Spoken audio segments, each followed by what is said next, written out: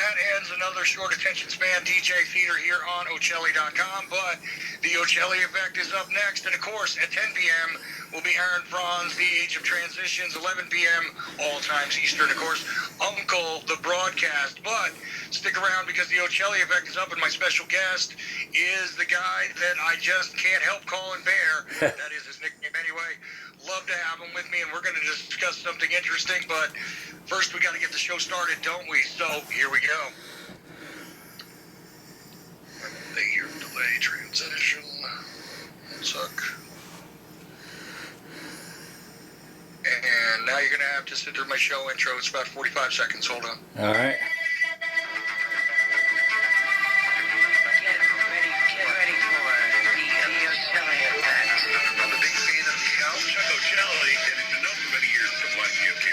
Specializing in intelligence agency involvement in multiple assassinations, propaganda, and other global criminal operations in the 20th and 21st centuries. Your listeners are extremely fortunate to have you. And now, the most underrated voice in all media. Chuck Ochelli! 15th day of November 2019, allegedly according to that thing we call a calendar. This is in fact the Ochelli Effect, and you're listening to it broadcast live. Probably not. You're probably catching it further on down the stream via your fondle slab of choice, but some of you do actually listen to the live stream at Ochelli.com, and we are heard in a variety of places. So all of that out of the way, it is a Friday or a Friar's Day, as you might well know, or maybe it's another day, but that's what day it is I'm talking. Tonight, I could begin with the political stuff. I could talk about the news. I could do all that, but no, that's not what we're doing. We're going to talk about something practical that might seem impractical to some people, but got to be honest with you, I don't exactly know how everything works, but sometimes when I recognize something that works, it's time to discuss it on the show. So, Bear Vasquez, you know, interesting guy, the double rainbow guy. You might have seen him go viral at some point on the internet. Well-known video out there, the double rainbow, amazing spectacle, something to behold, you know.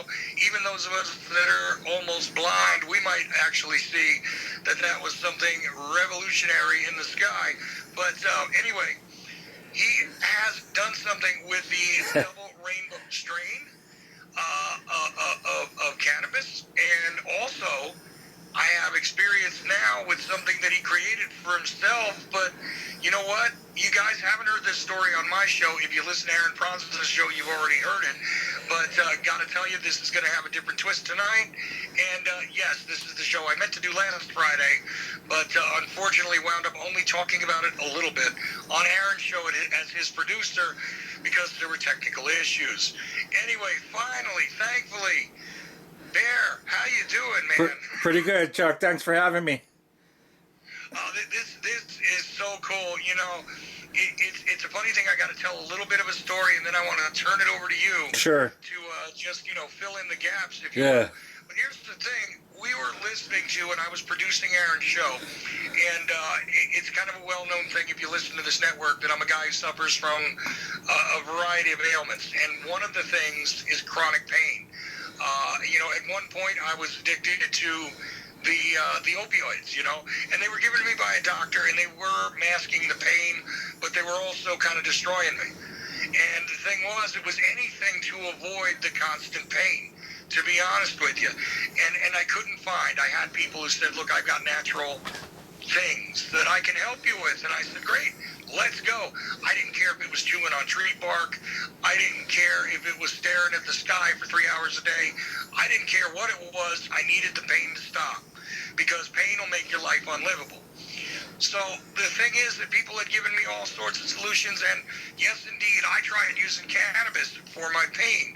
Now, cannabis is great in the smokable form, if you will, with the THC and all that stuff, for things like PTSD, which I also suffer from. But it was doing nothing for my pain. And I mean nothing. I mean, maybe take the edge, the very, very sharp edge of it off. But never did it make it go away, go down, make it livable. It was just, you know, yeah, I'm high, I'm calm, but I'm still in pain, right? And I could suffer calmly, I guess. That was a plus. but I couldn't find a solution, and people gave me other things to rub and different oils to try and all stuff. So I kind of started losing my faith in the natural stuff. I mean, other people seem to work for great, but not me. I'm kind of a hard case for some reason. Anyway, we're doing this show, and the Double Rainbow guy's on, and he starts talking about pain cream. Now, I never heard of it, but, you know, I'm just thinking we're going to talk about the Double Rainbow. And I'm hearing about this pain cream, and he starts talking about it, and I can hear that he's honestly reporting stuff that other people have told him about it, and that he created a cream for himself, which doesn't, you know, get you high. It doesn't do anything but, you know, but you know, you rub it on your skin. That's it. It's you know, an interesting looking viscous kind of mix. And I know this. And how do I know this? Because a listener who knows that I suffer said, "You need to get this, Chuck." And it was in conversations right there live on the air. He goes under the name Creative Accidents. I'm not going to identify him publicly in case he doesn't want to be. But the thing is, this was public. He said, "Look, I will get you some of this stuff myself." Now, a lot of listeners have offered to help me, like I said before, with my pain. I said, okay, great, thank you. Some of them say they will and they don't. Some of them do and it doesn't work. And, you know, I just kind of filed it there. Meanwhile, I got a package, which had this, you know, little kind of thing, a little jar in it after I opened what was clearly some recycled stuff and everything, handwritten from the guy himself. I saw a picture which was sent to me that had my address on it. Look, I'm going to send it to you. It was really inexpensive, too, which was funny because it was like, it wasn't one of these things where I had to spend a ton of money on hoping that something would help me, which I've done in the past. And I was broke. So anyway, this listener took care of it for me, split their order with me, in fact, it looks like. And they got it to me, and I tried it, and not only did it help with the pain, which I have a lot of, but it did other stuff. And I was amazed at this. I couldn't believe it. Other people have told me about this, that they know what they're doing. They know how to do this. They want to sell me a system. I can sell you things, but, you know, it'll cost you $500. You know, and you'll be out of pain. And even when they've given me their stuff for free and they say, all you got to do is endorse it, I have had to go back to them, unfortunately, and say, look, I can't be dishonest. I'm grateful that you gave me a try here, but it didn't help. This stuff worked. And it freaked me out, and it's just the creation of this guy, Bear, who, by the way, is not like sitting there going, I have this grand trade secret. He made YouTube videos to show you how to make it. Now, is anything I'm saying, well, outside of the fact that you don't know what my personal experience has been, Bear, has anything I said about you, like, sounded wrong yet? No, it's all exactly right. Well, you know, tell me about this, because... Okay. You sort of know, but I want to show the listeners what this is all about. Okay, so from as early as I can remember, I have been fascinated with growing things. I grew my first garden at age 8 with nobody knowing. I saw a catalog for free seeds in a kids magazine, and I ordered all these vegetable and flower seeds at age 8 without my parents knowing. And I grew these vegetables and flowers in my backyard, and my parents didn't know. And I walked in with vegetables and flowers, and my mom was like, where'd you get these? And I'm like, I grew them.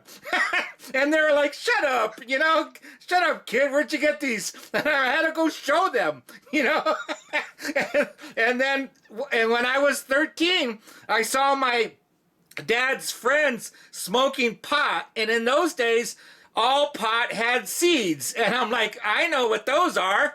And I grew my first pot plant at age 13, and I grew my own pot plant, and I smoked it without anyone knowing. So let me get this straight. In between the ages of 8 and 13, you were growing food, flowers, and, well, you know, smokable flowers. because you just saw seeds and you said seeds are the thing I need to work with, and I just want to make things grow. Well, so no, I did it right. I grew a vegetable garden, and that was the only thing I did. And then I saw seeds, some pot seeds. It didn't get to flowers. I just grew a pot plant, and I got some leafy material. I got enough for 13 joints, and I rolled 13 joints. I got some papers. I don't know where. I think I just bought them or something, and I smoked them one after another until I got high. It was like, okay, well, that's what this is. I didn't do it again because I didn't have any more seeds. I didn't smoke again until like I was almost 18 because like I had no more seeds. It was just like, okay, that's what that is. Okay, I understand. Right? It was just like this one-time thing. You know what I mean? It was just like that's just what that experience was. Right? I wasn't like this, pothead. I'm gonna start growing pot now. It was just this one-time thing. But It's just one of many things you decided to grow. yeah. Okay. So I wasn't a heavy pothead. You know what I mean? It was just like this one-time thing that I was gonna do. But the thing is, I've just been possessed by growing and just like doing and being around pot my whole life. You know what I mean? I was fascinated by it. I started selling pot. I was dealing pot at an early age. It was like, it was like, I'm going to do this. You know what I mean? I was like, I'm going to sell pot. This is like my life goal. I'm going to do pot. You know what I mean? It's like I've always been possessed. Like I'm gonna be involved with pot my whole life. You know what I mean? It's just been a big part of me. So when I stopped driving truck in 2004, now I have a lot of time. I started breeding pot. I started growing pot, and I made my own strain. And when the Double Rainbow video hit, I had been growing my own strain, and the Double Rainbow video, it starts with the Double Rainbow actually ends in my greenhouse with my strain in it. I had been breeding my strain, and the rainbow ends in my greenhouse with my strain in it. What caught your attention?